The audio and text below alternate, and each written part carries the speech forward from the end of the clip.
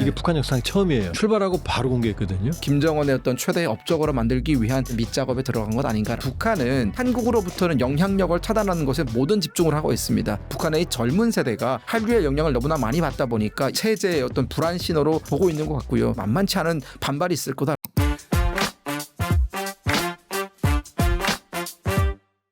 김 평론가님. 네. 오랜만입니다. 안녕하세요. 오랜만입니다. 핸섬해 볼 때마다. 감사합니다. 누가 평양 놀새라고 그러겠어. 여기 보면 강남 오렌지 쪽 같은 느낌. 저 평양에 있을 때 공부만 했습니다. 놀새 아니었습니다. 에이, 위에 평생 놀다가 공부 한 번 했다며. 그래서 김대 갔다며. 그것도 다 이제 공부를 열심히 한 결과 아니겠습니까? 예, 반가워요. 지금 국제 정치 시대입니다. 네. 지금 푸틴이 15일 날 알래스카에서 트럼프 만났지만 그것도 인민군 파병이니까 우리가 관계 있고. 그렇죠. 그다음에 이재명 대통령이 트럼프 대통령 25일 날 만났잖아요. 네. 그것도 사실 이제 아주 초미의 관심사였고. 이제 김정은 정리도 지금 베이징에 가요. 경천 동지할 일이에요. 그렇습니다. 왜냐? 다자무대 최초거든요. 네. 그다음에 천안문 막로 좌정은 오푸틴이에요.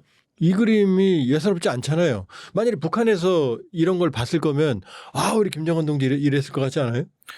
저는 그렇죠. 왜냐하면 지금 북한이 예. 중국의 어떤 초청을 받자마자 바로 노동신문이라든가 조선중앙통신에 이 해당 사실을 공개를 했단 말이에요. 예. 그것은 그만큼 북한도 이번 어떤 회동에 큰 어떤 기대를 걸고 있다라는 것이고, 예. 김정은이 지금 2019년에 그때 이제 트럼프 대통령 하노이 회담 예. 만나고 난 뒤로는 사실 외교적인 무대에서 좀 이탈해 있었죠. 그냥 러시아 바스토치니. 그렇죠. 푸틴. 이 러시아하고만의 어떤 양자 관계만 구축을 할 뿐 사실 국제 무대라든가 이런 기존에 왕성하게 활동했던 뭐 이런 무대에서는 살짝 물러나 있었는데 그럴 수밖에 없었던 것이 하노이 회담의 어떤 여러 가지 결과들이 김정은의 생각과는 다르게 흘러가면서 사실상 좀 위축됐단 말입니다. 그러다가 이번에 6년 만에 다시금 뭔가 성과로서 그것을 제기할 수 있는 타이밍이 왔기 때문에 예. 김정은도 신났고 지금 북한도 이 회담, 이 회동에 상당히 많은 부분을 기대하고 있을 겁니다. 지금 김정은이 신나서 헤헤거리면서 출발 당일날 보도한 게 최초가 하노이였어요. 그렇죠. 하노이 60시간 기차 갈 네네. 때. 뭐 신나서 이제 뭐 꿈에 부풀었죠. 난 트럼프랑 해결할 거야. 그때 처음으로 당일 보도했거든요. 네. 맞죠? 네. 이게 북한 역사상 처음이에요. 맞습니다. 항상 안전이나 기록료가 뭐 착제 뭐 편집 이런 것 때문에 간 다음에 한참 뒤에 공개했는데 그날은 출발하고 바로 공개했거든요. 그만큼 자신감 있다는 거 아니에요? 그렇죠. 이게 타임 루스가 그렇게 많지 않았습니다. 거의 뭐 출발하자마자 한두 시간 이내로 공개를 한 것으로 보이고요. 예. 하노이 회담 때를 우리가 돌이켜 보면은 물론 결과론적으로 그것은 정말 철저히 실패로 끝났지만 북한은 하노이 회담 직전까지 미국과의 어떤 그 대화가 잘 되었기 때문에 상당 부분 많은 기대를 했을 겁니다. 또한 이 하노이 회담에 가서 트럼프 대통령과 어떤 담판을 지어서 북한을 옥죄던 여러 가지 경제 제재라든가 혹은 뭐 미국의 어떤 그 북한의 어떤 압박이라든가 이런 것들을 좀 해결할 수 있지 않을까라는 굉장히 어떤 그 부푼 기대를 안고 열차에 올랐고 실제 그 모든 열차에 올라서부터 하노이까지 열차를 타고 갔다. 라는 거 아니에요. 예, 그 60시간. 모든 여정을 다 녹화하고 이러면서 주민들한테 보여줄 만한 그런 어떤 그 업적 남기려고 하다가 결국은 실패를 하지 않았습니까? 예. 하지만 이번 같은 경우에는 어쨌든 이 시진핑 주석의 어떤 초청을 받아서 공식 초대를 받아서 가는 자리이고 방금 박사님 말씀하셨지만 북한 역사 통틀어서 이런 다자 무대에 서는 것이 정말 오랜만이거든요. 1959년 그렇죠. 그때 김일성 때 후르쇼프랑 네네. 마오쩌둥 그 이후 처음이에요. 그렇습니다. 그러다 보니까 특히나 김정은 시대에 들어서 처음이죠. 그러다 보니까 북한 입장에서는 그동안 상당히 위축되었던 이 동북아에서의 본인들의 입지 이런 것들을 한 번에 역전시킬 수 있는 좋은 기회다, 호재다라고 생각을 하고 또 그것을 김정은의 어떤 최대의 업적으로 만들기 위한 여러 가지 어떤 밑작업에 들어간 것 아닌가라는 그런 생각을 합니다. 북한 천동설 속에 살잖아요. 그렇죠. 지들이 세계 중심이잖아요. 그렇죠. 김정은이 세계적인 지도자잖아요. 북한판 트럼프가 김정은이잖아요. 네네. 그러면 여러 사람 모이는데 안 가잖아요. 그렇죠. 근데 이번에 왜 껴가요? 여러 사람 있는데. 그러니까 지금 북한 입장에서는 이게 다자무대로 보지 않는다라는 겁니다. 다들 물론 안 본다. 네, 우리 입장에서는 22개의 국가들이 오기 때문에 명백한 다자무대죠. 예. 그러나 사실 북한 입장에서는 본인들이 보고 싶은 건 보지 않습니까? 중국과 러시아, 즉 시진핑과 푸틴이 있는 자리에 내가 간다라는 것은 결국 모든 카메라의 앵글이 이 북중로를 중심으로 돌아가지 그 옆에 있는 다른 나라들에게까지 앵글이 돌아가지 않는다라는 걸 북한이 알고 있는 겁니다. 즉 이게 북한이 참여함으로 그럼으로 인해서 가장 최근까지 이재명 대통령이 일본이라든가 미국을 방문하면서 한미일의 공조가 다시 부각되고 있지 않습니까? 이 부각되고 있는 한미일의 공조에 맞서서 북중로도 여전히 본인들의 힘을 과시하고 있다라는 점이 이번 어떤 회담에서 강조가 될 것이기 때문에 김정은은 그 점을 노린 것이고요. 다른 나라 뭐 예를 들어 뭐 중앙아시아 국가들도 많이 오고 뭐 우즈베키스탄 그렇죠. 이런 나라들 오는 건 사실 북한 입장에서는 만날 이유도 없고 그 사람들과는 뭐 스쳐 지나가면서 인사 정도로 그치지 않을까. 네, 그러니까 언론의 관심이 어디 있는지를 잘 알고 있는 거죠. 그러니까 김정은이 푸틴과 시진핑과 동등하게 김정은이 주도하는 외교. 여기에 시진핑과 푸틴은 들러리. 북한 입장에서는 그렇게 최대한 각도를 조명하려고 할 것이고요. 아까 예. 말씀하신 것처럼 시진핑을 중심으로 좌정은 우푸틴이지 않습니까? 예. 하지만 이것도 북한의 앵글은 다르게 담을 수 있는 것이죠. 예. 생각해 보십시오. 러시아 땅덩어리 얼마나 큽니까? 중국 정말 크잖아요. 즉 국제적으로 상당한 영향력을 발휘하고 있는 나라들과 동등한 입장에서 같은 테이블에서 회의를 한다는 것은 김정은에게는 두 번 다시 오지 않을 기회거든요. 그렇기 때문에 북한의 언론이라든가 혹은 뭐 다 북한 언론뿐만 아니라 중국이라든가 러시아 언론들도 이 세 나라 사이에 어떤 대화가 오고 갈지 여기에 가장 큰 관심이 집중될 수밖에 없는 구조다라고 말씀드리겠습니다. 근데 공교롭게도 이재명 대통령이 미국 갔다 온 다음에 네, 바로 전격적으로 지금 그 방중이 결정이 됐고 그렇죠. 뭐 꼭 그 결과라고는 생각이 안 들지만 뭐 계기로 보면 그다음에 그 참을 수 없는 존재의 가벼움. 우리가 뭐라 그러면 꼭 김여정 나와서 떠들잖아요. 근데 지금 이번에도 보면 이재명 대통령이 방미했을 때 그 발언을 구구절절히 지금 트집 잡았어요. 뭐라고 네네. 말했냐면 이재명 대통령 발언 중에 재밌는 발언이 하나 있어요. 가난하지만 싸나운 이웃 이런 표현을 했더니 네. 북한이 뭐라 그랬냐 우리를 세계 유일무이의 정치적 가난뱅이 우리 보고 이런 표현했어요. 네네. 미국 말 듣는다고. 그다음에 이제 헛된 망상에까지 얘기했어요 우리한테. 왜 이렇게 우리 발언을 이렇게 민감해요 북한은?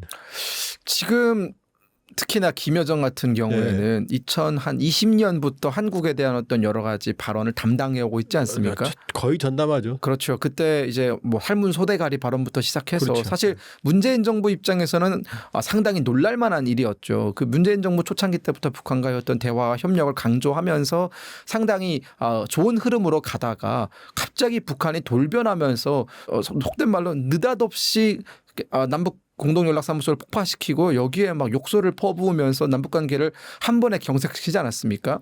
근데 이런 어떤 구조 속에서 김여정이 맡고 있는 역할이 분명히 있다라고 보아지고요. 특히나 북한은 제가 판단했을 때는 2020년대 들어서면서 한국으로부터는 영향력을 차단하는 것에 모든 집중을 하고 있습니다. 특히나 북한의 이 젊은 세대가 한류의 영향을 너무나 많이 받다 보니까 이들을 중심으로 이 북한의 어떤 체제, 북한 체제가 강조하려고 하는 이념에서 이탈하려고 하는 그런 현상이 주기적으로 반복이 되니까 북한은 이것을 체제의 어떤 불안 신호로 보고 있는 것 같고요. 이 북한 청년 세대 그리고 북한 내부에서의 어떤 이탈을 막기 위해서 한국을 명실상부한 적으로 규정을 하고 한국을 악마화시키고 한국에 대한 어떤 여러 가지 적대적인 감정을 고취시켜야만 북한 내부에서 일어나고 있는 체제 이탈 이런 것들을 막을 수 있다고 판단을 한 것 같습니다. 그렇기 때문에 2020년부터 들어서서 한국과의 디커플링을 주기적으로 시도하고 있고 급기야 이제는 북한의 헌법에 한국은 더 이상 통일의 대상이 아니고 남한과 북한은 별개의 국가, 적대 국가다라고 규정을 짓는 것이지 않습니까? 여기에 결정적 역할을 하는 것이 저는 김여정이라고 보는 것이고요. 이번 같은 경우에도 사실 이재명 정부도 정권이 바뀌자마자 윤석열 정부와는 다르게 북한에 대한 우호적인 조치, 즉 선제적인 여러 가지 어떤 우호 조치들을 취하면서 북한의 반응을 이끌어내려고 했으나 이제는 남북 간의 관계가 지나치게 멀리 가버린 것 아닌가라는 그런 느낌이 들었고요. 근데 그 막아쳐요. 예를 들어서 이번에 네. 8.15 때 김정은 연설을 보니까 예. 한 6,000자 공백 포함해서 낱말이 한 1,200 낱말 되거든요. 거기 김일성이 한 번도 안 나와요. 그렇죠. 근데 러시아, 소련은 10번 나와요. 만일 북한에서 그런 연설문 들으면 어떻겠어요? 이해가 돼요? 지금 사실 북한은 저는 과도기라는 평가를 내리고 싶습니다. 예. 그러니까 북한의 지난 수십 년 동안 북한이 걸어왔던 길과는 아주 다른 길로 지금 김정은이 북한을 이끌어간다라는 생각이 들었고요. 예. 저는 사실 이게 청년 세대뿐만이 아니라 과거 세대 즉 50년대 60년대를 경험했던 세대가 북한에도 여전히 노년층으로 남아있지 않습니까? 이들에게도 사실 김정은의 이러한 변화는 좀 충격으로 다가갈 수 있다라는 생각이 들어요. 말씀하신 것처럼 북한의 중장년층은 김일성 시대에 대한 대한 향수가 있거든요. 김일성에 대한 향수가 있고 이 김정은과 김정일과 김일성 세 사람을 비교했을 때는 그래도 김일성이다라는 어떤 그 생각을 가지고 있는 사람들이 지배적일 텐데 김일성 욕 안 해요? 탈북민들 대다수가. 그렇죠. 네. 웃긴 일입니다. 국정원에서 조사를 받을 때도 김정일 욕은 그렇게 하면서 김일성 얘기하면 욕 안 하죠. 그런 얘기하지 말라고 막 이렇게 제지하거든요. 네. 그런 사람들의 마음속에서 김일성을 빼려고 하고 있다라는 점. 그렇죠. 근데 이게 물빼기. 사실 이게 그럴 수는 있어요. 그런 시도를 할 수 있는데 김일성이 쌓아왔던 그 업적과 비견되는 무언가를 쌓으면서 김일성을 빼려고 하면 이해할 수 있는데 그래서 김정은이 하고 있는 거는 김일성 시대 때 누렸던 그 북한의 번영과는 좀 거리가 멀거든요. 그러니까 무작정 그냥 본인의 어떤 그 위대성을 높이기 위해서 선대를 지우려는 그런 행위를 보여주고 있기 때문에 여기에 결정타를 찍은 게 조국 통일 3대 연장 기념탑을 때려 부셨죠. 네, 때려 부시는 그런 거. 사실 이게 김일성의 굉장히 큰 레거시인데. 평양 남쪽에 폭 61.5m, 네네. 높이 30m, 네. 두 여자가 어마어마하죠. 그렇습니다. 저 직접 몇 번 가봤거든요. 네. 엄청나게 큰 상징성이 있고 그리고 이제 그 6.15 남북공동선언을 이제 기념하기 위해서 만든 거고요. 네. 6.15 남북공동선언의 기초가 됐던 것이 결국은 김일성이 만들었던 뭐 여러 가지 고려민주연방공화제 뭐 이런 게 반영되지 않았습니까? 근데 이걸 다 없앴다라는 것. 김일성이 만들었던 조국통일 3대 원칙도 다 지워버렸고요.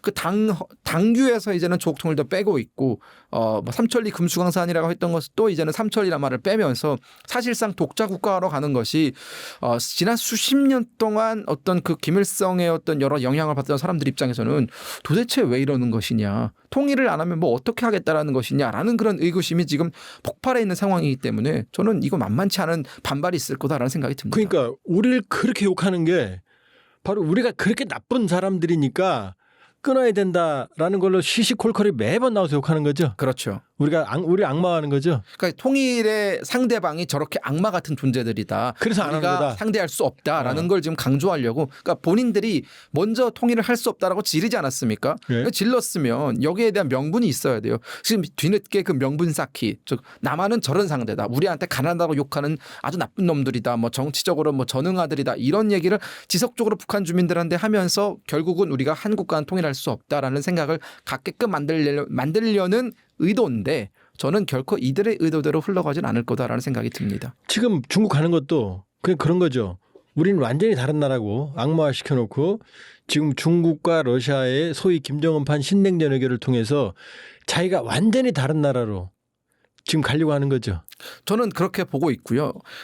말씀하신 것처럼 아까 잠깐 언급이 나왔지만 이재명 대통령의 방미가 끝나고 돌아오는 시점에 이 북한의 어떤 그 방중이 공개가 됐다라는 것은 저는 이 공개 타이밍도 북한과 중국 사이에 조율이 이루어졌다라고 봅니다. 굉장히 적절한 타이밍이었어요. 즉 중국 입장에서는 사실 이재명 대통령한테 조금 기대하는 바가 있었을 거예요. 이 대통령이 후보 시절 때부터 민주당의 어떤 대표를 했을 때부터 여러 가지 친중적인 행보라든가 발언이 부각이 되면서 이재명 정부가 들어서면 좀 중국한테 좀 친화적인 그런 모습으로 가지 않을까라는 그런 예상이 있었지만 그 예상이 보기 좋게 빗나갔고 사실 뭐 윤석열 정부와 거의 대등하게 친미적인 행보, 친일적인 행보를 가져가니까 이것이 사실 중국 정부한테는 좀 약간 충격으로 다가왔을 수 있는데 그렇게 되면은 이 한반도에서 중국의 영향력이 약화되는 건 아니냐라는 우려가 있었을 법한데 여기에 타이밍 좋게 아니다. 한반도에 대한 영향력은 북한을 통해서도 충분히 행사할 수 있다. 즉 남한과 북한을 별개의 독자적인 어떤 개체로 보는 것이고 북한과 중국 사이의 관계가 돈독해지고 이것을 통해서 한국을 역으로 압박할 수 있는 하나의 무기를 중국이 가져간 것이기 되기 때문에 저는 사실 북한과 중국과 러시아의 3자 회동만 놓고 본다면 북한의 작은 외교적인 승리가 될 수도 있다라는 생각이 듭니다. 일단 우리나라는 한 방 먹은 거죠. 지금 중국의 시진핑 생각과 다르게 김정은이 중국의 속국이 되거나 시진핑 원하는 대로 할 인간이 그런 속셈이 아니잖아요. 김정은이 처음 3월에 중국에 가거든요. 그때 4.27 판문점 6.12 싱가포르 회담을 앞두고 갔거든요. 그렇습니다. 지금도 트럼프 대통령이 이재명 대통령 만나서 나 올해 만날 거야 그랬거든요. 김정은. 저는 김정은의 속셈은 지금 조급한 시진핑의 마음을 활용을 해서 그렇죠. 결국은 본 게임은 트럼프와의 회동 아니냐. 어떻게 생각해요? 저는 김정은은 언젠가는 트럼프와 반드시 만날 거라는 생각이 듭니다. 네. 결국은 그것은 현재 북한이 당면에 있는 여러 가지 어떤 외교적 압박과 경제적인 압박에서 벗어나는 또 다른 길이 될 수 있기 때문에 김정은 입장에서는 만나는 게 맞지만 과거의 사례처럼 뭐 미국을 만나러 가기 전에 항상 중국을 만나서 미국과의 회담에 대해서 논의했던 그 전례와는 조금 다르게 흘러갈 수도 있다라는 생각이 듭니다. 왜냐하면 지금 사실 정확히 말씀하셨지만 김정은 입장에서는 시진핑의 초대를 받아서 가는 것이기 때문에 사실상 김정은이 갑이거든요. 그렇죠. 중국은 네. 북한을 불러들임으로 인해서 지금 한국 정부에게 기대했던 여러 가지 어떤 중국으로 선회하는 그 움직임이 차단된 상황에서 북한을 불러들여서 여전히 한반도에서 내가 영향력이 있다. 그리고 이재명 대통령과 트럼프 대통령이 만나고 싶어하는 김정은은 나는 만날 수 있다. 언제든지 만날 수 있다라는 점을 과시하려는 것으로 보이거든요. 여기에 더해서 중국과 러시아, 북한이 한 자리에 만난다는 것은 결국은 우리가 또 다른 레벨 즉 이 권위주의 국가들의 어떤 구체적인 블록이 형성화되는 것이 아닌가. 이번 회동을 통해서 본격적으로 권위주의 블록 대 자유민주주의 블록 간의 어떤 그 대결 구도가 이제 앞으로 현실화되는 것이 아닌가라는 그런 생각이 들었거든요. 그렇게 본다면 지금 북한 입장에서는 일단은 러시아로부터 북한 본인들이 필요한 지원을 일정 부분 얻어내고 있고 이번 회동을 통해서 중국과의 관계가 다시 풀리게 된다면 북한이 원하는 부분들에 있어서 중국이 들어줄 가능성이 있거든요. 그러면 경제적인 압박이 조금 느슨해질 수 있고 북한이 처해 있는 경제적인 여러 가지 어려움들이 해소가 되면은 미국과의 협상은 북한이 시간을 두고 최대한 본인들한테 유리한 타이밍에 만날 가능성이 있다라는 생각이 듭니다. 그러니까 김정은판 신냉전 외교를 김정은이 즐기고 있다. 그렇습니다. 북러 관계에서는 일단 푸틴은 계속 북한이 필요하니까. 근데 이런 것도 있죠. 러우 전쟁이 어차피 시간은 걸리지만 휴전으로 가니까 네네. 김정은 입장에서는 본인들의 전략적 중요성이 점점 줄 거다. 그러면 악화된 북중 관계는 회복할 필요성이 있는데 시진핑이 당기니까 그래 한번 가줄게 이런 그림. 그런데 결과적으로는 지금 트럼프와 김정은이 만나면 북한에서 그런 말 기억나시죠? 일본은 100년의 적, 중국은 1000년의 숙적. 그런 말 하고 다녔죠. 네네. 그럼 김정은 입장에서는 사실 북미 관계가 메인 게임이라고 생각하지 않을까요?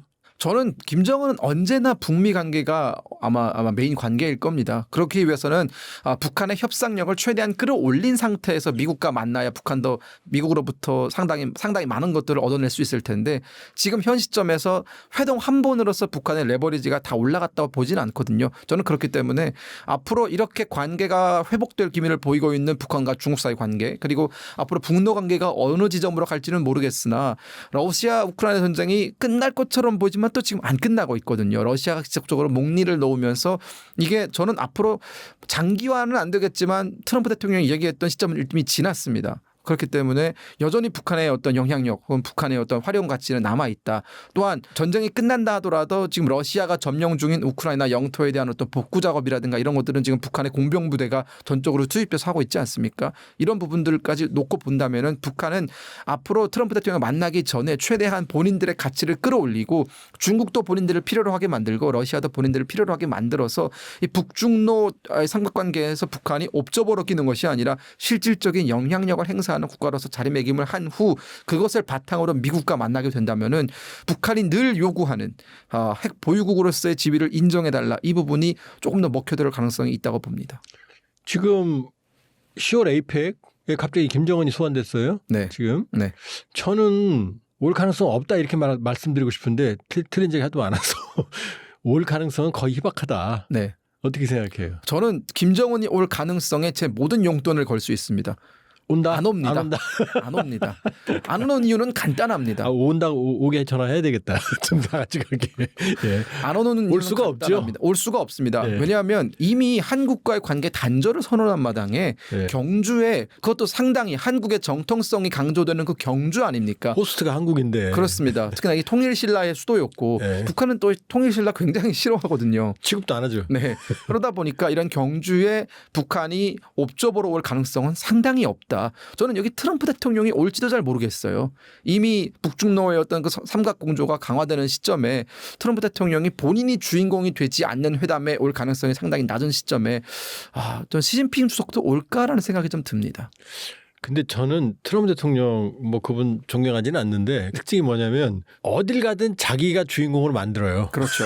그러니까 지금 무역회의 다 갈 거야 라고 말했고 시진핑도 미중은 서로 충돌하지만 서로 급소를 찌를 수 있기 때문에 아직도 관세 타결 안 됐잖아요. 네네. 그러니까 시진핑 트럼프의 경주 빅게임이 성사될 가능성은 좀 저는 배제할 수는 없다 이렇게 보고 다만 이런 경우 네네. 자 2019년 6월에 네. 하노이에서 김정은이 트럼프 뺨 맞고 사실 질질 울면서 갔죠. 지금 그렇죠. 60년. 얼마나 좀 황당했겠어요. 근데 재밌는 게 그렇게 화내더니 뭐 삶은 소자가 욕하더니 미국과의 장기전 하더니 그해 6월에 트럼프 대통령이 도쿄에 와서 야, 만날래 하고 트윗 보내니까 다음날 해하고 웃고 나왔잖아요. 그렇죠. 그 가능성. 그러니까 경주에 트럼프 대통령 오고 정은아 만날래 하면은 어떻게 DMZ에서 다시 한번 어게인 트럼프 저는 김정은? 가능성이 없다고 봅니다. 없다. 왜냐하면 정치인이 이렇게 너무 단정적으로 말해. 모든 걸 걸 수 있습니다. 네. 저는 사실 지르는 타입이라서 그때 사실 판문점 회동을 보면 네. 김정은이 상당히 안 달라있던 상태였고 그럼요. 네. 해하고 끼어 달리 나왔잖아요. 이게 하노이 회담이 불발된 이후에 김정은 입장에서는 상당히 뭔가 성과를 만들어내지 못했다라는 그런 압박감을 받고 있던 시점 아닙니까? 네. 그렇기 때문에 트럼프 대통령의 어떤 그 만남 제스처에 응하지 않을 도리가 없었다. 그러나 지금 현 시점에 6년 전의 북한과 지금은 좀 다르다라고 보아지고요. 자신감 있다 지금은? 저는 상당 부분 자신감을 다시 되찾았다는 생각이 듭니다. 그 뒤에는 여전히 러시아와 중국이 북러 밀착. 북러 그다음에 밀착에 의해서 사실 북한은 미국과 협상이 뭐 어깃장이 나도 러시아로부터 일정 부분 공급을 받고 있기 때문에 당장 시급하게 뭔가 해결돼야 되는 뭔가 없거든요. 저는 그래서 미국이 만약 북한과 협상에서 성공하기 위해서는 북한을 안달나게 만들어야 된다. 그래서 북러 간의 밀착 혹은 북중 간의 밀착을 끊어낼 수 있는 새로운 어떤 그 도구가 미국에게는 필요하다는 생각이 들고 지금 북중 관계, 북러 관계가 이렇게 다시금 밀착 형성으로 가는 이 과정이 지속된다면 미국의 협상력은 떨어질 수밖에 없다라는 생각이 듭니다. 자 그럼 트럼프가 올해 안에 만나고 싶다 그랬어요. 네네. 그럼 트럼프 대통령이 하고 싶은 거 하잖아요. 네네. 만날 수 있다 없다 가능성. 트럼프 대통령 그렇게 시간적으로 단언해놓고 못한 게 너무 많아요. 본인이 뭐 할 말 없네. 대통령이 되면 24시간 안에 러시아 우크라이나 전쟁을 종결짓겠다라고 얘기를 해놓고 네. 기자들이 물어보지 않았습니까? 24시간은 뭐 선언적인 거냐 진짜 할 수 있다라는 거냐 했더니 진짜 할 수 있다라고 얘기를 했는데 지금 뭐 당선되고 나서 지금 6개월 가까이 흘렀는데 아무것도 안 되고 있지 않습니까? 그만큼 사실은 외교에서 뭔가 단언한다라는 건 굉장히 어려운 일인 것 같고요.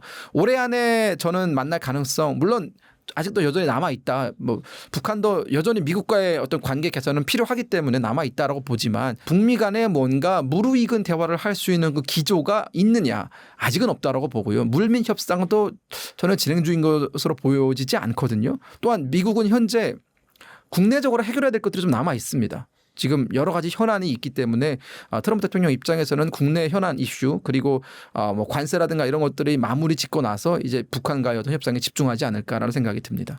그러나 김여정이 7월 29일 날 된 담화에 보면 조미 북미 접촉은 미국의 희망사항일 뿐이다라고 말했지만 뭐 가능성은 있다. 신분은 네. 있다. 그다음에 새로운 사고 다른 접촉 출로를 모색하라. 조건에 맞으면 나온다는 얘기죠. 그렇죠. 그러니까 북한이 얘기하는 조건을 맞춰달라라는 것은 결국 주구장창 얘기했던 핵 보유국으로서의 지위를 어느 정도 인정을 하고 비핵화 협상은 이제는 더 이상 뭐 테이블에 올라올 수 없다라는 건 아닙니까? 즉 2019년에는 메인이 비핵화 협상이었습니다. 박사님도 기억하시겠지만 되돌릴 수 없는 완전 무결한 그런 비핵화 아니었습니까 그때? 하지만 그것은 더 이상 논의될 수 없다라는 것이 이제 북한의 그 회담을 다시 재개하기 위한 첫 번째 조건이기 때문에 이것을 과연 미국이 받아들일 수 있느냐? 만약 미국이 북한과 같은 어떤 깡패 국가의 핵 보유를 인정하는 듯한 모양새로 가게 된다면 그것이 불러올 도미노 효과 이것을 과연 미국이 감당할 수 있느냐? 이런 부분에 대해서 아직 이해타산이 잘 서지 않는 것 같습니다. 북한에 있었으면 예. 김정은이 기록 영화 보니까 푸틴이 지난해 6월 갔는데 평양에 8월 28일 날 파병을 결정했어요. 그렇죠. 딱 2달 뒤에. 그리고 숨기다가 올해 4월 말에 양측이 북러가 인정했어요. 그리고 8월 하순에 그 추모 전사자들 1차 100명 좀 넘고 본부청사에 추모의 벽을 만들었단 말이에요. 네네. 사진을. 그다음에 2차 200명이 좀 넘어요. 갑자기 그런 행사를 해요. 파병 관계된 거 보면 항상 울어요. 김정은이. 네네. 그리고 이번에 속죄한다라는 표현을 썼어요. 네. 최고 지도자가 속죄한다는 표현 쓰는 거 아니잖아요. 그렇죠. 전략적인 판단하면 가슴 아파도 의료원 희생이다 이러면 되는 거지. 네. 왜 속죄한다는 표현을 써요? 그러니까 속죄라는 것이 죄를 고한다라는 말 아닙니까? 죄를 용서해달라 뭐 이런 건데. 북한에서 안 쓰는 표현인 써야 안 써요. 최고 지도자가 죄가 어디 있습니까? 예. 절대 그런 표현은 쓰지 않죠. 예, 예. 그만큼 김정은이 지금 이 전사자 가족들에게 머리를 90도로 숙인 것은 예? 북한의 내부 상황이 심상치 않음을 보여준다는 겁니다. 그러니까 올해 초부터 시작해서 북한에서는 여러 가지 흉흉한 소문이 돌았거든요. 예. 그러니까 북한군의 파병이 결정이 되고 나서 실제 1월 같은 경우에는 쿠르스크에서 전투가 굉장히 격렬하게 치러지던 시점 아닙니까? 예. 그러다 보니까 북한군 전사자가 하루에도 뭐 몇십 명씩 생기던 시점이다 보니까 북한 내부에도 해당 소식들이 들어갔고요. 한국에서도 북한 내부의 어떤 뭐 대북 라디오라든가 뭐 대북 전단이라든가 즉 북한의 정보를 들여보낼 수 있는 수단을 통해서 북한군의 전사자가 속출하고 있고 북한군이 10,000명, 20,000명 규모로 파병했다라는 소식이 들어갔거든요. 예. 그러다 보니까 북한 내부에서 특히나 폭풍군단의 자녀들을 보낸 사람들 입장에서는 전전긍긍할 수밖에 없는 겁니다. 예. 폭풍군단이 보내게 되면은 그 10년 동안 면회를 한두 번밖에 못 오고 편지도 받을 수 없거든요. 내 자녀가 간 것은 아닌지 혹은 내 자녀가 죽은 것은 아닌지 어떠한 소식도 전달받지 못했던 사람들이 속이 새까매지면서 사실상 발을 동동 구르는 상황이었고 이게 사람들의 어떤 그 입을 타고 소문으로 번지면서 뭐 정말 많은 소문이 북한에 돌았거든요. 그러다 보니까 북한 당국이 했던 게 뭡니까? 이 폭풍군단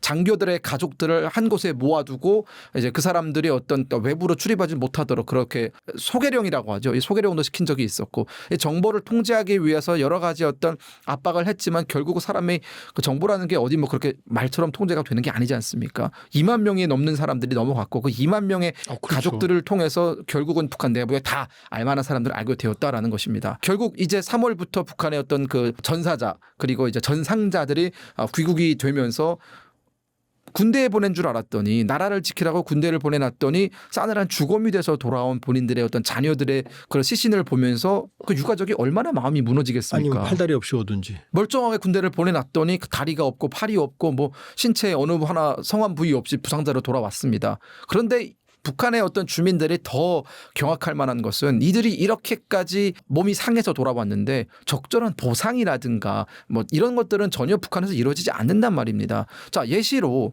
북한의 병사들이 러시아에 갔을 때 1인당 받는 금액이 한 달에 약 280만 원 정도라고 하죠. 뭐 근데 그 돈이 그러면 이 유가족에게 돌아갑니까? 잘 아시지 않습니까?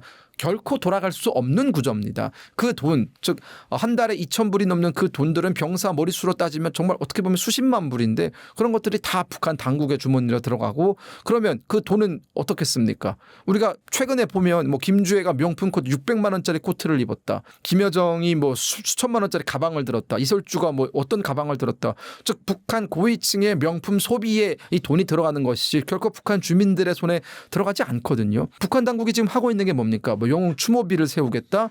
뭐 조선노동당 당사에 이들의 뭐 사진을 걸겠다.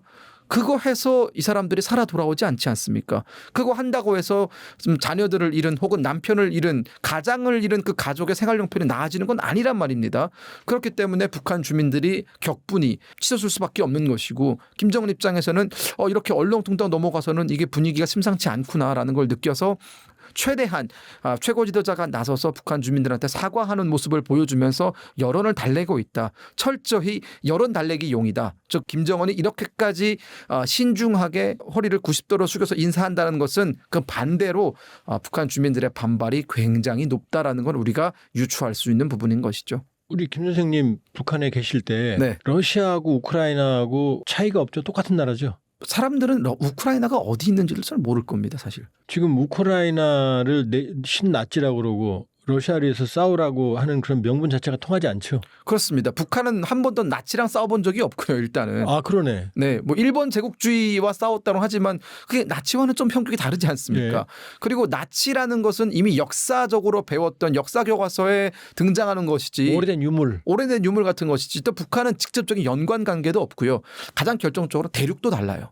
이게 뭐 아시아에서 일어난 일이다. 혹은 뭐 예전에 뭐 중국이 그 한국전쟁 때 뭐 항미 원조 하면서 들어왔기 때문에 중국에 관련된 전쟁에 북한군이 파병된다라고 했을 때는 어느 정도는 그 설득력이 있을 겁니다. 중국이 우리를 도와줬으니까 우리도 의리 차원에서 도와줄 수 있다. 그러나 러시아를 도와준다? 그것도 저 수천 킬로 떨어진 우크라이나에까지 가서 이름도 모르는 전장에서 러시아를 위해 싸운다? 이것은 사실상 북한 주민들 입장에서는 도저히 받아들이기 어려운 부분이거든요. 아니 러시아가 북한이 어려울 때 뭘 해줬습니까? 그런 것도 없어요. 그렇기 때문에 북한 주민들 입장에서는 아니 도대체 우크라이나에까지 가서 그 수천 명이 죽거나 부상당하는 그런 일을 도대체 왜 당해야 되느냐.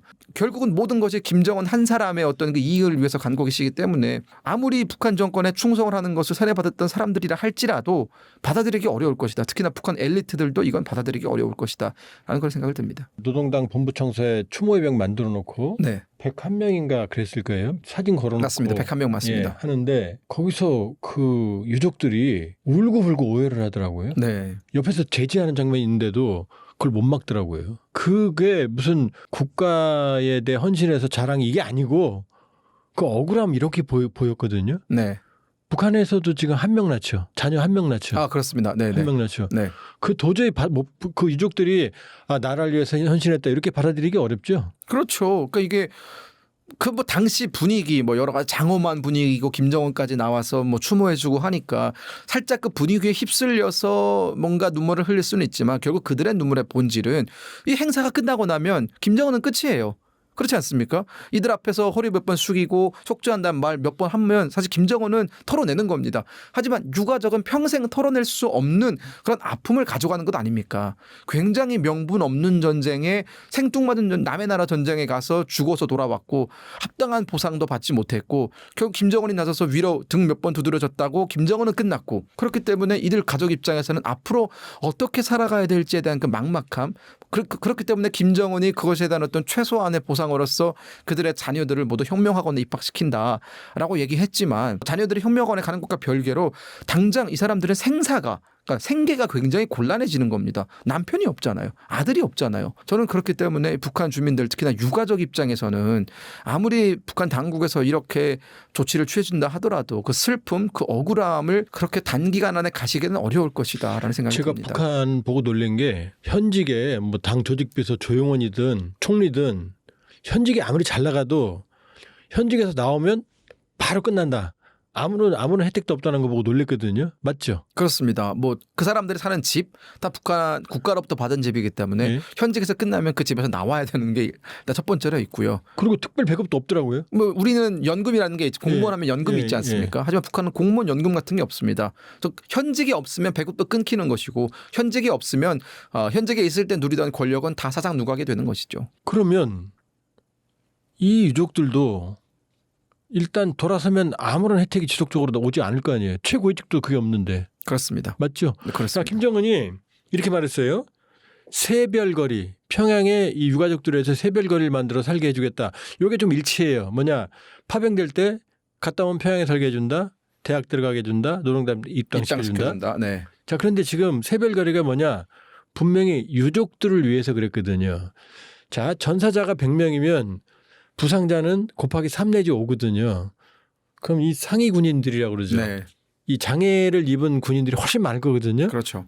근데 평양에 장애인들 못 살죠. 사는 구역이 따로 있긴 합니다. 예. 근데 아주 소수의 장애인들이 살고요. 다만 예외의 경우는 있습니다. 평양 같은 경우에 군대에서 상해를 입은 사람들을 영해 군인이라고 부르지 않습니까? 영해군이라고 그러죠. 영해 군인들은 살 수 있습니다. 그럼 이렇게 많은 사람들이 평양에서 영해 군인들이 다닐 수 있다고 보세요? 저는 뭐 수천 명이? 다닐 수는 있다고 보는데요. 가장 큰 문제는 이들이 취직할 데가 없다라는 겁니다. 즉 북한은 장애인을 위한 어떤 시설, 우리나라는 장애인을 위한 시설이 많이 되어 있지 않습니까? 네. 지금도 우리나라 수준도 부족하다고 느껴져서 뭐 공공버스라든가 이런 것에 장애인들을 위한 시설을 더 확충해야 된다고 얘기하는데 북한은 아예 그런 게 없습니다. 지하철 타보신지 모르겠지만 북한은 장애인을 위한 지하철 도구가 없습니다. 휠체어를 타고 있으면 북한 지하철을 원천적으로 못 탑니다. 그리고 버스도 못 탑니다.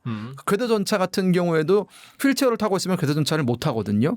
그리고 예를 들어서 아파트라고 했을 때에도 휠체어를 타고 있으면 그 아파트를 못 올라갑니다. 우리는 경사로를 만들어서 그 경사로를 따라서 올라갈 수 있지만 북한은 그런 게 안 되어 있거든요. 그렇기 때문에 이렇게 수천 명의 상위 군인이 발생을 했을 경우 북한은 니들을 뭐 어떻게 우격다짐으로 살게는 해줄 수 있으나 그 뒤의 삶이 보장은 안 된다라는 것이죠. 근데 북한 그 영화나 기록 영화 보면 장애인들이 나오는 걸 본 적이 없거든요. 네네. 어쨌든 의도적으로 세계 최고의 아름답고 깨끗한 도시 평양에서 장애인들은 못 살게 하거나 그늘인 건 맞죠? 그렇습니다. 그리고 사실 이런 부분도 우리가 주목을 해야 되는 것이 러시아 전쟁에서 상해를 입은 사람들 같은 경우에 수천 명이지 않습니까? 우리 국정 발표에 의하면 거의 5천 명 가까이 된다라고 하는데 그 5천 명에 달하는 뭐 팔이 없거나 다리가 없거나 이런 사람들이 한 번에 평양 거리를 돌아다닌다고 생각을 해보십시오. 그건 맞겠죠. 그러면 사실 그거는 굉장히 어떻게 보면 우울한 분위기거든요. 그렇죠. 북한 입장에서는 승리했다라고 얘기하는데 그 승리에 대한 어떤 여러 가지 그 표현들이 팔이 없거나 다리가 없거나 이런 것으로 나타나게 된다면 특히나 평양 사람들 입장에서는 아니 이 사람들은 다 어디 가서 이렇게 많이 다치고 돌아왔대? 이런 생각을 할 수밖에 없기 때문에 초창기에 보여주기식으로 이들을 뭐 어떻게 살게 해주겠으나 해도. 시간이 지날수록 점점 이들은 평양 외곽으로 밀려날 가능성이 있고 가장 중요하게는 이들을 수용할 수 있는 공장이나 회사나 이 사람들을 먹고 살게 해줄 수 있는 생계의 길을 북한 당국이 열어주지 않기 때문에 결국은 이 사람들은 평양 밖으로 나갈 수밖에 없는 겁니다. 그리고 이번에 이제 1차 때 101명을 추모의 벽에 초상을 네네. 드렸죠. 그래서 제가 자세히 보니까 대부분 장교더라고요. 그렇습니다. 군관 맞죠? 네네. 그리고 김정은이 연설에도 저 군관들을 보라 이러거든요. 네네. 그리고 두 번째 목란간에서 200몇 명을 또 하거든요. 네네. 그럼 제가 보기에 1차를 했을 때 2차의 불만들이 폭발적으로 나오니까 두 번째에 가서 속죄란 말을 하거든요. 그런 차원으로 보거든요. 그럼 3차, 4차도 가능하겠네요, 지금. 600명 정도의 전사자라고 했을 때 앞에 101명 정도를 공개를 했고 이번에 한 200여 명을 공개하면서 지금 한 300여 명 정도가 지금 공개가 남아있는 됐어요. 최소한 네. 4월 기준으로. 그러면 그 정도의 절반 인원이 남아있다는 것 아닙니까? 예. 근데 북한이 첫 번째 공개를 했을 때 특훈을 세운 사람들이라고 했어요. 그러니까 전사자 중에서도 특훈을 세운 사람들. 근데 사실 전사자 입장에서는 이미 다 죽었는데 결국은 뭐 수류탄을 맞고 죽은 사람이나 뭐 드론 맞고 죽은 사람이나 매 한 가지 아닙니까 사실 전장에서. 근데 여기서 특훈이라는 것은 이런 겁니다. 북한 기준에서는 어떤 전투에서 공로를 세운 게 아니라 죽을 때 어떻게 죽었느냐. 김일성 장군 만세, 김정은 장군 만세를 외쳤느냐 안 외쳤느냐 이게 중요한 기준이거든요. 아, 예. 그러니까 충성심을 끝까지 죽을 때까지도 충성심을 유지했느냐 안 유지했느냐 뭐 예를 들어 이런 경우도 있지 않습니까? 공개된 영상을 보면 안타까운 일이지만 북한 군인들이 드론을 피해서 도망가다가 죽은 경우도 되게 많아요. 들판에서 막 무리한 진격을 하다가 우크라이나 드론에 발각이 돼서 그 드론을 피하려고 어떻게 막 노력하다가 죽은 경우가 있습니다. 이렇게 죽으면 북한 기준에서는 이게 특훈이 아닌 거예요. 특훈이란 뭐냐? 우크라이나를 공격해 왔을 때 자폭하는 거. 김정은 장군 만세를 외치며 자폭한 사람들, 뭐 장교와 부사관 둘이서 술탄 하나를 놓고 뭐 조국 만세를 외쳐 자폭했다고 하지 않습니까?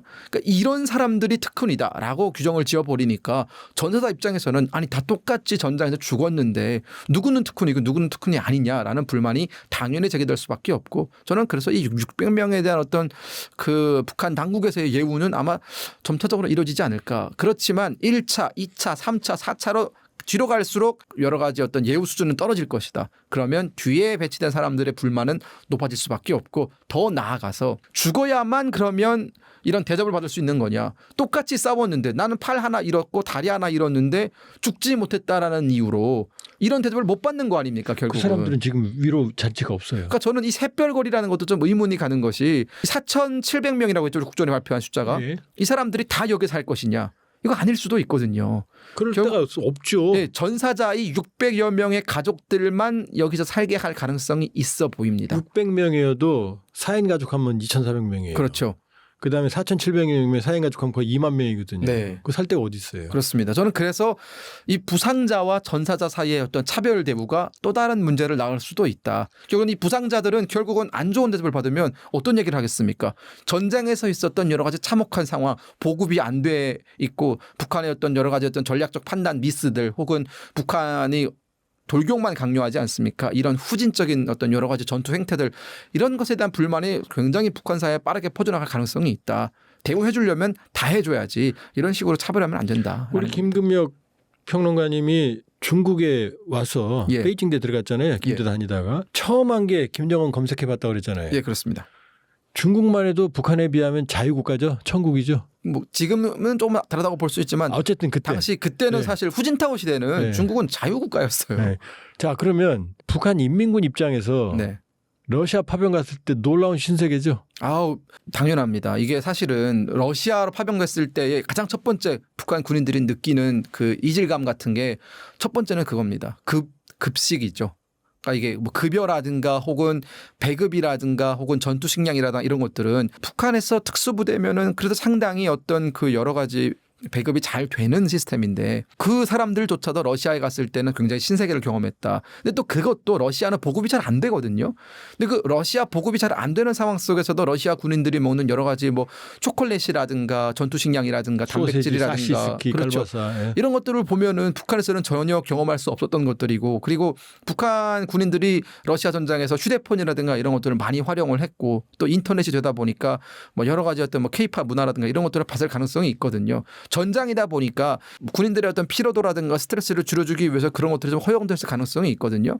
저는 그렇기 때문에 전투를 하러 나갔지만 그래도 러시아의 어떤 문화들을 경험했을 가능성이 있고 특히나 이것은 부상자들을 중심으로 많이 나타납니다. 부상을 당하면 어디로 갑니까? 병원에 쉬어야 되니까. 후방으로 후송됩니다. 후방으로 이제 후송이 되면은 그때 병원은 침대에 누워서 보는 건 러시아 TV, 뭐 드라마, 영화 이런 것들을 보고 기호에 따라서는 한국 드라마도 볼 수 있거든요. KBS 월드 나옵니다. 거기. 그런데 그렇기 때문에 이들이 사실상 러시아 우크라이나 전장에 파병이 되어서 전투 경험도 있지만 어떤 해외에 대한 어떤 경험 사실 평생 나가볼 수 없는 그런 해외에 나갔다 왔고 그것도 몇 개월이나 지속되면서 상당 부분 그들의 생각에 영향을 미쳤을 가능성이 있습니다. 그래서 제가 간접적으로 들은 얘기가 러시아 파병될 때 나 죽는구나 이것도 있지만 나 해외 간다. 이런 들떠서 간 사람들이 꽤 있다는 거예요. 그 러시아 그 북한군 포로도 그렇게 얘기하지 않았습니까? 예. 네, 이 전투를 직접 경험하기 전에는 이 전투의 참상을 잘 모르기 때문에 그 북한 당국이 뭐 그렇게 치열한 크루스크 전투에 당신들을 파병할 거라고 얘기를 안 하지 않습니까? 군사 훈련하러 간다 이렇게 실전과 같은. 네, 실전과 같은 훈련하러 간다라고 속이고 보냈기 때문에 러시아에 간다라는 그런 어떤 들뜬 생각에 많은 병사들이 좀 환호했을 가능성도 있습니다.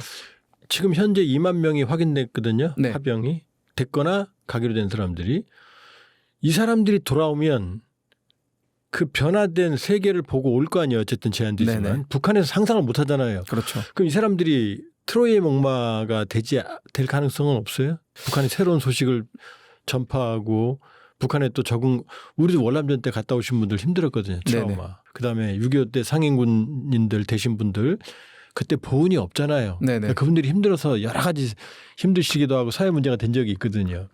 북한 변화의 하나의 어떤 그 트리거 촉발요인 이런 가능성은 없어요? 저는 생존자들을 중심으로 그것이 형성될 가능성이 매우 높다고 봅니다.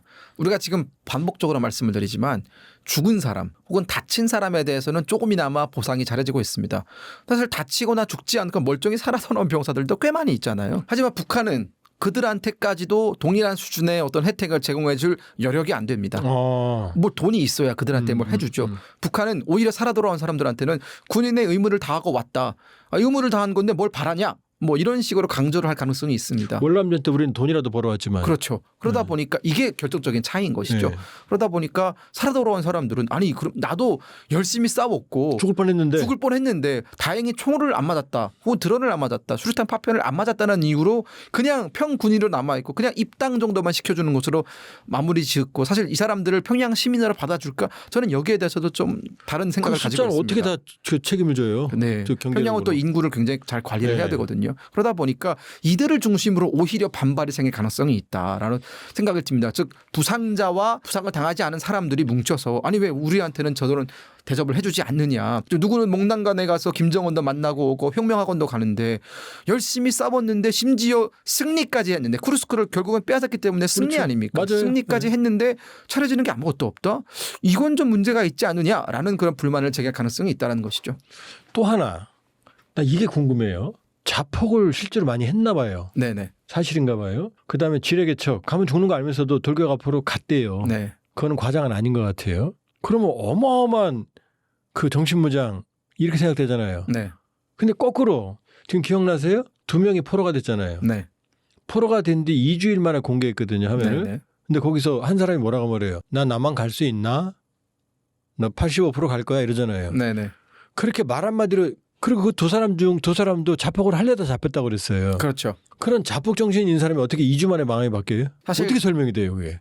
북한의 세뇌라는 것은 제가 네. 직접 경험을 해보지 않았습니다. 저도 그렇죠. 뭐 아주 단단히 세뇌가 되어 있던 사람이었지만 해외에 나와서 아주 짧은 기간 동안에 그 세뇌가 깨지는데 북한의 세뇌는 단순합니다. 즉 다른 해외 정보를 다 차단하고 북한 당국이 얘기해 주는 것만 듣게 되면은 다른 어떤 비교할 수 있는 정보가 없기 때문에 세뇌가 되는 것이거든요. 하지만 러시아 우크라이나 전장에 일단 나왔기 때문에 다른 해외의 어떤 여러 가지 문물을 경험할 수 있다는 점이 첫 번째. 그 두 번째 그 포로 같은 경우에도 체포돼 보니까 러시아라든가 북한이 선전하던 우크라이나 나치 우크라이나라고 했는데 지나치게 잘해주고 그리고 생각을 해보니까 이건 러시아가 침략을 한 게 맞고 결국은 지금 북한은 침략자를 도운 셈이었고 여러 가지 어떤 인터뷰라든가 혹은 그 사람들이 거기에 있으면서 남한 드라마를 보고 싶다고 남한 드라마를 보여주지 않았습니까? 즉 비교할 수 있는 정보가 아주 소량이라도 들어오면 단번에 그 세뇌는 깨집니다.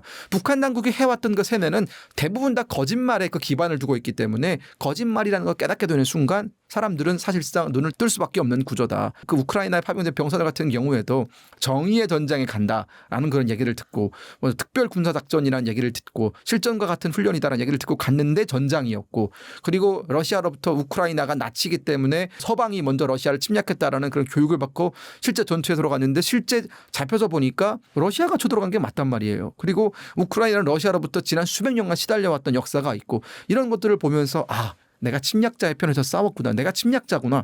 이런 생각을 할 수밖에 없고. 자, 마지막으로 좀 약간 복잡한 질문인데 전 이렇게 생각해요. 우리 MZ세대들 뭐 네. 사상이 뭐 해이하고 무슨 뭐 너무 자유롭고 북한 애들은 자폭하고 그러니까 우리가 큰일 났다. 전 여기 동의 안 해요. 저도 동의 안 합니다. 예, 우리 MZ세대들이 훨씬 자율적이고 합리적인 판단을 하고 실제 전장에서 단순히 사상 무장대 잘못된 사람들보다 훨씬 더 경쟁력이 있을 거라고 생각하거든요. 어떻게 생각하세요? 저는 동일하게 생각합니다. 우크라이나와 러시아가 싸우는 양상을 보면 저는 그걸 알 수 있다고 보는데 러시아는 지금 어떻게 보면은 상당히 권위주의 국가 아닙니까? 그리고 러시아 병사로 사출된 사람들을 보면은 사실상 우크라이나가 나치다라고 굳게 믿고 있고 러시아 당국 세뇌받은 사람들이지 않습니까? 그리고 숫자도 압도적으로 많아요. 그런데 그 사람들에 맞서 싸우는 우크라이나 병사들은 사실상 우크라이나는 자유민주주의 국가이기 때문에 상당히 자유로운 생각을 가지고 있고 본인들의 조국 즉 자유를 지켜야 된다라고 생각하는 사람들의 어떤 그 원동력이 더 크다고 봅니다.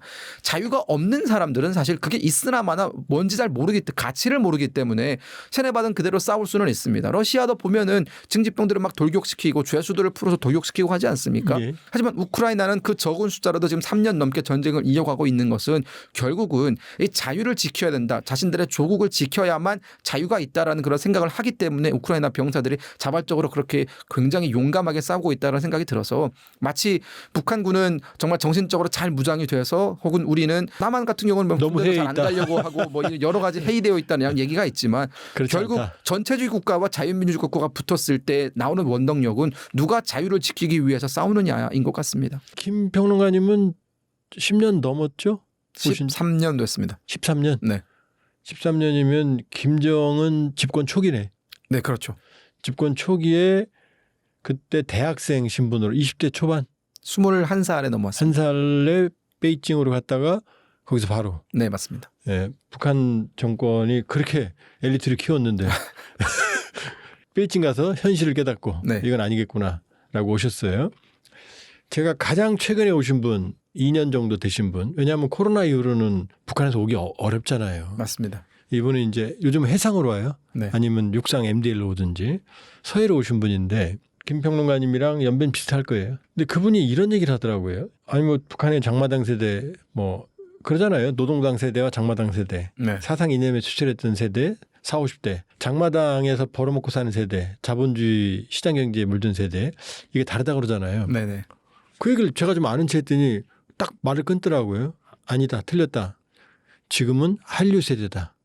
이렇게 말하더라고요. 그리고 또 제가 동해로 오신 분.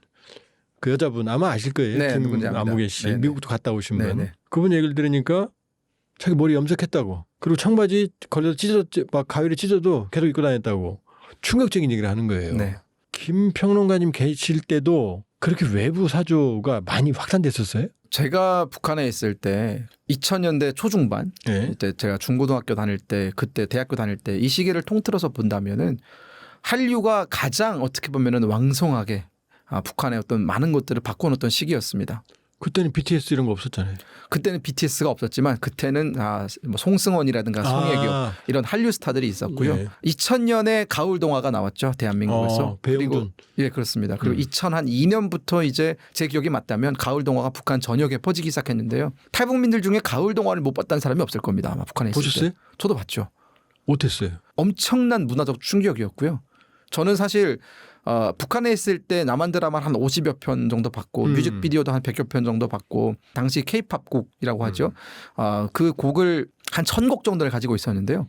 제 USB나 뭐 MP3나 이런 것에 그중에서 가장 저한테 영향을 많이 미친 드라마는 대장금이었습니다. 저는 대장금이라는 드라마를 보면서 충격과 공포를 느꼈습니다. 왜 이렇게 공산권의 대장금을 좋아해? 중국도 그렇고. 그 충격이라는 것이 베트남도 그렇고. 이런 거였습니다. 아니 드라마를 이렇게 잘 만든다고. 그러니까 이런 연기와 이런 내용으로 이렇게 훌륭한 드라마를 만들 수 있는 이 문화를 가진 나라는 도대체 힘이 어디서 나오는 걸까? 공포라는 것은 이렇게 한국은 대단한 것들을 만들어내는 나라구나. 우리가 그때는 북한에 충성할 때니까. 그렇죠.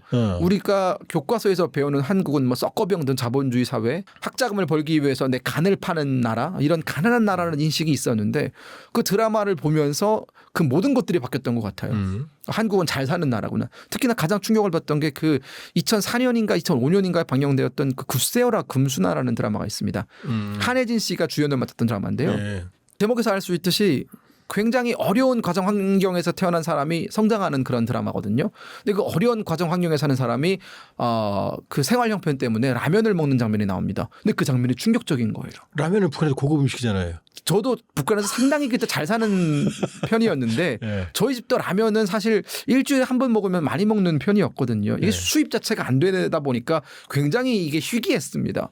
근데 그걸 한국에서는 가장 어렵다는 뭐 옥탑방에서 사는 사람이 라면을 끓여 먹고 삼겹살을 구워 먹는 걸 보면서 이게 서로가 느끼는 어떤 경제력의 차이가 여기서 오는구나라는 생각이 들었었고 저는 그 드라마들을 보면서 한국이 가난한 나라는 인식은 완전히 지워졌고요. 한국은 정말 잘 사는 나라구나. 문화적으로 이렇게 완벽한 파워를 가지고 있는 나라구나 라는 생각을 그때 느꼈었거든요. 그 기조가 2000년대 중반부터 시작해서 지금까지 북한 내부를 잠식하고 있습니다. 아까 한류 세대라는 말이 나왔는데 결국 저도 사실은 한류 세대라고 볼 수 있는 것이 많은 사람들이 저한테 물어봅니다. 아니 한국에 온 지 얼마 안 됐는데 아니 북한에서 그렇게 오래 살았는데 말투를 어떻게 그렇게 빨리 고치셨어요? 라고 물어보거든요. 이유는 간단합니다. 북한에 있을 때부터 한국 드라마나 예능에 노출이 되어 있었기 때문에 그것이 너무나 자연스럽게 제 머릿속에 들어와 있었고 한국에 오니까 그것이 잠재되어 있던 것이 폭발했던 것뿐이다라고 저는 말씀을 드리거든요.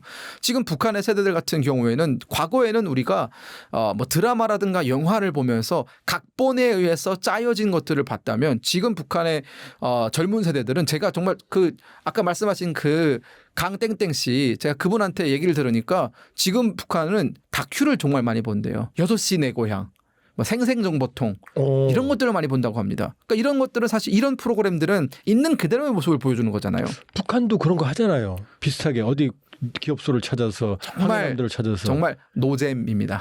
재미가 없어요. 아니 저도 봤죠. 네, 정말 재미가 없는데 6시 내 고향 같은 걸 보면은 드라마에서는 우리가 볼 수 없는 실제 거주하는 사람들의 모습이라든가 시장의 모습이라든가 이런 것들이 나오다 보니까 북한 사람들이 그렇게 신기해한다라는 거예요. 그러니까 드라마는 우리도 알잖아요. 이게 드라마라는 것을 보여주기 위한 거라는 걸 알기 때문에 그것을 통해서 느껴지는 한국 사회 전반에 대한 어떤 그 파악은 좀 느린 반면 다큐를 통해서 들어오는 예능 프로를 통해서 들어오는 것들은 상당히 그 전파 속도가 빠르죠. 저도 1박 2일을 많이 봤었는데 1박 2일 보면서 가장 어떻게 보면은 이득을 봤던 것이 한국의 지명들을 알 수 있었습니다. 1박 2일이 대도시만 가는 게 아니라 그쵸, 뭐 정읍도 가고 뭐 순천도 가고 이러지 않습니까?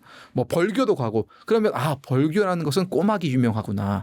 이런 거 그리고 뭐 보송에 가면은 녹차가 유명하구나 이런 것들을 1박 2일을 통해서 알 수 있었거든요. 이런 정보가 북한 내부에서는 빠르게 전파가 되는 겁니다. 그러면 남한에 대한 적개심이 약화되잖아요. 적개심이라는 게 존재하지가 않습니다. 사실.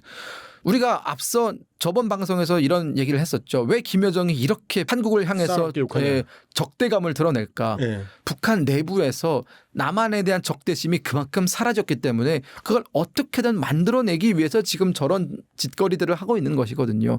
두려운 겁니다. 아니 청년 세대가 남한에 대해서 아예 적개심이 없다. 적개심이 저는 세대는. 없다고 봅니다.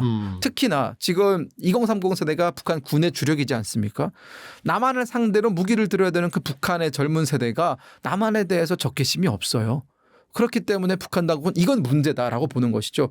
문제도 아주 큰 문제다. 그렇기 때문에 남한을 명실상부한 적으로 규정을 했고 남한은 적이다. 남한은 적이다. 저들은 적들이다라는 어떤 그런 개념을 지속적으로 주입을 해야 본인들의 체제가 생존할 수 있다라는 그런 위기감. 여기에 저는 북한에 사로잡혀 있다고 봅니다. 그렇기 때문에 이런 어거지를 만들어 가면서까지도 기회가 있을 때마다 한국을 향해서 저렇게 적대감을 드러내는 것이죠. 근데 여기에 좀 회의감이 드는 것이 적대감은 사실 어떤 계기가 있어야 적대감이 생기는 것이거든요. 그러니까 물리적으로 충돌을 해서 남한 우리 한국 군대에 의해서 북한군 병사가 죽어나가고 이런 것이 눈에 보여야 적대감이 생기는데 그런 건 없지 않습니까? 말뿐이란 말이에요. 지금 우리가 딱히 한 것도 없어요. 저는 그렇기 때문에 과연 북한 당국의 저 노림수가 이득이 있을까? 저는 그런 생각이 좀 있습니다. 그러면 안 통하네요. 북한 당국의 여러 가지 선전선동이 통할 리가 없겠네요. 저는 어려울 거라고 봅니다. 어느 한 검찰 일꾼의 수기라는 드라마 보셨어요? 네, 봤습니다. 그다음에 백학벌의 세범 보셨어요? 최근에 유행한다는 드라마죠. 네, 북한 영화 72시간. 봤습니다. 그거는 나름 파격적이잖아요. 키스신도 있고 여자가 옷 벗는 목욕하는 나신도 또 충격받았어요. 네. 여기 거를 굉장히 따라하려고 노력하던데요. 그러니까 북한 당국 입장에서도 지금 그게 하나의 고민거리죠. 한국 드라마를 보지 말아라라고 지금 강도 높은 통제를 하고 있지 않습니까? 반동문화 사상배격법도 제정하고 평양 문화보호법도 제정하면서 청년들의 어떤 사상정신 상태를 원래 위치로 돌려놓기 위한 다양한 악법들을 만들어내고 있는데 이게 통하려면 북한 당국이 대안을 제시할 수 있어야 되는 겁니다. 보지 말아라라고만 하면은 사람들은 더 보게 되어 있어요. 금지하는 것일수록 사실상 더 밑으로 들어가서 어떻게 보면 더 지하화되지 않습니까? 그렇기 때문에 시선을 돌릴 수 있는 뭔가 다른 매력을 만들어내야 되는데 저는 북한 당국이 그것을 위해서 기존에는 하지 않던 파격적인 시도를 하고 있다고 보거든요. 하지만 본질에서 벗어날 수 없습니다. 즉 북한 당국이 만들어낸 드라마나 영화가 충성심 고양 혹은 김씨 체제에 대한 충성심 강조 이것들을 배제할 수 없다면 결국 북한 청년들의 선택을 받을 수 없습니다. 돌고 돌아서 결국은 애국심 강조, 돌고 돌아서 또 충성심을 강조하는 내용이라면 북한 청년들은 또 같은 내용이네. 또 저런 내용이네. 이럴 수밖에 없거든요. 저는 그래서 북한이 만약 정말 마음을 굳게 먹어서 영화에서 그런 충성심 색채를 다 빼고 일상생활에서 벌어진 남녀 간의 사랑을 다룬다. 그러면 의미가 있을 텐데 그건 사실 북한의 어떤 독재 체제의 종식을 의미하는 것이기 때문에 결코 일어날 수 없다라고 봅니다. 저는 이번에 백학벌의 세범이라는 22부작 드라마 보면서 그런 게 나와요. 검찰을 아들을 둔 엄마가 평범한 여성을 며느리로 받아들이지 않으려고 하는 헤어져라라고 하는 장면. 통속적인 우리 드라마 주제거든요. 과거에. 그다음에 김정은이 72시간 전쟁 영화, 한국 전쟁 영화 하면서 본인이 종잣돈도 냈고 그렇게 나와요. 연출도 하고 대사까지 지가 다 개입하더라고요. 김정은 말투 보면 한국말씨 많이 쓰죠. 김정은은 확실하게 한국의 뉴스를 많이 보는 것 같습니다. 그러니까 한국 뉴스에서 사용되는 말투들을 굉장히 많이 사용합니다. 많이 사용하죠. 김여정도 북한의 사설이 10년 전과 많이 바뀐 것이요. 이 사설에 한국식 표현들이 상당히 많이 등장합니다. 한국식 표현과 한국식 어미들 이런 것들이 좀 굉장히 많이 등장을 하는 것 같습니다. 온 지 13년 된 분이 그때 이미 나는 한류 세대다. 1000곡이나 되는 한류 노래를 가지고 있었고 가을 동화 그다음에 대장금이 감명 깊었다 그랬잖아요. 그럼 그 뒤로 한류는 비약적으로 발전했잖아요. 그럼 이미 제가 만났던 그분 북한의 세대들은 다른 나라와 똑같이 한류에 매료된 사람들이다 이렇게 봐도 무방하죠? 네, 그렇습니다. 제가 있을 때는 아쉽게도 아이돌 문화가 그렇게 발달했던 시기가 아니었어요. 그러다 2010년 이후 후반, 2010년 중반 후반으로 가면서 한국의 아이돌 문화가 굉장히 폭발적으로 성장하지 않았습니까? BTS라든가 블랙핑크라든가 다 2010년 중후반을 기점으로 인해서 전 세계적인 명성을 얻고 있던 시점 아닙니까? 마찬가지로 북한의 젊은 세대들도 이제 드라마나 영화를 넘어서서 아이돌 문화에 빠지면서 뭐 슈퍼주니어라든가 혹은 뭐 샤인이라든가 이런 노래들을 흥얼흥얼 부리고 북한의 혹시 아십니까? 북한의 젊은 세대 사이에서 댄스를 배우는 것이 굉장히 유행이 됐었다고 해요. 코로나 이전까지 그 아이돌 춤을 배우기 위해서 그냥 그 축제 때 그냥 김일성 광장에서 이렇게 춤추는 거 말고 그건 아무도 안 배우죠. 그건 돈 내고도 안 배웁니다. 예. 네. 그 아이돌의 그 댄스를 배우기 위해서 먼저 어느 정도 춤에 소질이 있는 사람들이 그런 동영상을 보면서 춤을 익힌 다음에 몰래 뒷돈을 받으면서 그 댄스를 가르쳐줬다고 해요. EXID의 위아래 또 상당히 북한에서 핫했다고 했었고요. 여자 아이돌 그룹의 어떤 그 댄스 이런 것들이 북한에서 카피가 많이 되면서 상당 부분 이제 북한 청년 세대에서 뭐 이런 댄스를 따라하고 그렇기 때문에 김정은이 급기야 2020년에 반동문화 사상 배격법을 내놓은 것이죠. 그러니까 이 법이 나온 배경에는 북한 청년들이 그만큼 한류에 녹아들었고 한류에 열광하고 이것이 숨길 수 없는 북한의 현상으로 폭발하다 보니까 김정은이 그걸 보고 굉장히 심각성을 느낀 겁니다. 실제로 2022년 6월에 김정은이 당중앙위원회 전원회의를 한번 한 적이 있었는데 그때 이런 얘기를 하지 않습니까? 지금 청년들의 사상 무장 상태에서 심각한 변화가 일어나고 있다. 네, 이런 변화를 막지 못한다면 청년들이 조선노동당의 적이 될 것이다라는 얘기를 하지 않았습니까? 그 말은 최고 지도자가 공개 회의에서 그런 정도 수준의 그런 레벨의 발언을 할 수 있다라는 것은 그만큼 청년들의 어떤 사상적인 이탈은 이미 막을 수 없는 수준에 넘어선 것이다라는 생각이 듭니다. 그러면 이제 이런 세대들이잖아요. 네. 사실상 우리 얘기 들어보면 우리 세대랑 차이가 없네요. 저는 지금 북한의 젊은 세대 20대, 30대 특히나 10대, 20대, 30대는 한국의 10대, 20대, 30대와 비교했을 때 큰 차이는 없을 거라고 봅니다. 실제로 탈북민들 사례도 보면 넘어오신 지 꽤 오래되신 분들 같은 경우에도 세대에 따라서 좀 차이가 있습니다. 사회에 적응하는 것이 40대 이상부터는 조금 어려워하는 것이 느껴지고 탈북민 전체가 다 뭐 말투를 바꿀 필요는 없지만 어쨌든 그 말투가 변화되는 과정에서도 그분들은 여전히 북한 말투를 고수하시거든요. 하지만 10대, 20대, 30대 탈북민들 같은 경우에는 그 윗세대와 사고방식도 완전히 다르고 이 한국 사회에 녹아드는 속도라든가 과정도 비교조차 할 수 없을 정도로 빠릅니다. 사실 지금 박사님 보시면 나가서 봤을 때 저 사람이 탈북민이야 라고 못 느낄 정도로 융화가 잘 되어 있거든요. 우리 둘이 비교하면 제가 더 북한에 가깝다고 그럴 거예요. 저도 그렇게 생각합니다. 워낙 많이 공부를 하셨기 때문에. 네. 네. 그렇기 때문에 사실 이런 여러 가지 어떤 지표들이 보여주고 있는 것은 만약 우리가 나중에 통일이 된다면 북한과 어떤 사회 통합을 하는 것이 그렇게 큰 문제가 되지 않을 수도 있다. 이 한류가 북한에 전파되는 속도에 따라서 재밌는 얘기네. 저는 한 1년, 2년 정도의 과도기, 융합기가 지나면 동화되는 거 시군죽먹기다라는 생각이 듭니다. 이미 다 알고 있으니까 그 사람들이. 그렇죠. 제가 지금 제 또래 한국에서 태어난 친구들과 정말 많이 있거든요. 얘기를 해보면 오히려 그 친구들이 2000년대 한국에서 무슨 일이 일어났는지 잘 모르는 경우가 많아요. 1박 2일 같은 경우에도 정말 재밌었던 에피소드 얘기하면 모르는 경우가 되게 많거든요. 그런 것들만 봐도 사실은 문화적인 융화라는 것은 이미 북한은 상당히 동화되어 있기 때문에 어려운 문제는 아니다라는 게 제 생각입니다. 마지막 질문으로 이 사람들이 김주애도 사실은 한류 세대 아니에요. 지금 2013년생이니까 너무 어린가? 아니죠. 한류 세대 맞죠. 네. 지금 북한의 그 한류에 익숙한 세대가 네. 김주애를 어떻게 받아들일 것 같아요? 저는 사실 이 부분에 대해서는 조금 자신 있게 말씀드릴 수 있는 것이 김정은 등장할 때도 제가 그때 김정은 등장할 때 조금 기대했다고 그랬잖아요. 김성 종합대 1학년이었거든요. 예. 기대와 무시가 반반이었습니다. 기대와 무시. 네, 기대라는 것은 결국은 새로운 인물이라는 점, 젊은 인물이라는 점. 그 유학을 갔다 왔다는 것은 제가 베이징 유학 때 알게 됐지만 그때는 몰랐고. 네, 북한에 있을 때는 몰랐죠. 하지만 어쨌든 유학을 하면서도 유학파기 때문에 그래도 나름의 어떤 그 선진적인 생각을 가지고 있지 않을까라는 그런 생각을 했었고 무시했다라는 것은 쉽게 말해 이런 거죠. 네가 뭔데? 라는 그런 생각이 있는 거죠. 너무나 어렸다라는 점 20대 초중반의 어떤 그 젊은 지도자가 내가 앞으로 김정일의 아들이기 때문에 후계자다라고 얘기하는 것이 설득력이 떨어졌습니다. 김정일 같은 경우에는 80년에 공개가 되고 나서 1994년에 후계자의 지위에서 최고 지도자로 올라가는 그 과정 14년이 걸리지 않았습니까? 그 그렇죠. 14년 동안 꾸준히 노출되면서 북한 사람들한테 나름의 설득력이 있었는데 김정은 같은 경우는 그게 아예 없었단 말이에요. 말 그대로 갑툭 튀고 후계자 수업을 받아야 되는 그 과정이 생략된 상태에서 올라간 사람이기 때문에 정당성이 떨어졌다. 김정은은 그 자신의 떨어지는 그 정당성을 확보하기 위해서 정말 많은 사람들의 피를 묻혀야 되지 않았습니까? 장성택도 그랬고 우동측도 그렇고 김영호도 그랬고 리영호도 그랬죠. 김주애는 김정은보다 더 설득력이 떨어진다고 봅니다. 일단 여성이라는 점은 나이가 많고 적고와 상관없이 북한 내에서는 반발이 있을 수밖에 없습니다. 그리고 김주애 다음은 그럼 누가 되는 겁니까?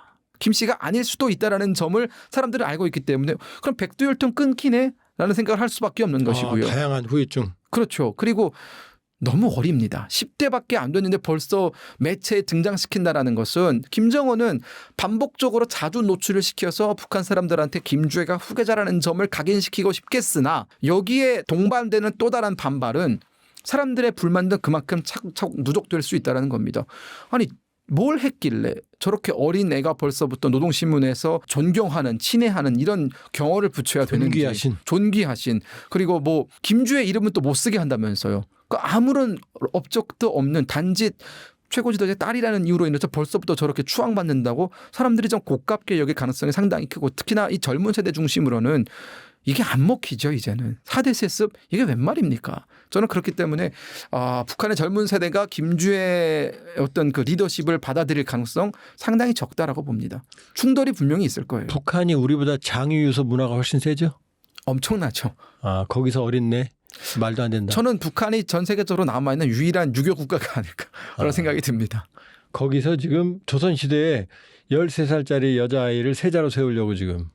말도 안 되는 걸 하고 있는 것이고요. 마치 약간 단종을 보는 느낌이 듭니다. 단종의 아버지가 문종이지 않습니까? 그렇죠. 그러니까 문종이 결국은 병약해서 어린 단종 정말 10살도 안 된 단종을 자리에 앉히고 죽었는데 지금 단종의 위치를 호시탐탐 노리던 것이 세조였고 수양대군이었고 결국 반정에 의해서 세조가 되지 않습니까? 지금 저는 김주애가 그 길을 가고 있다. 옆에 지금 무시무시한 고모도 있고요. 세조가 되시겠습니까? 저는 사실 그 북한에 누군가 세조가 돼서 북한을 무너뜨리면 그때 가서 북한을 접수하겠습니다. 예. 자, 오늘 그 북한의 한류 세대까지 알아봤습니다. 고맙습니다. 네, 감사합니다.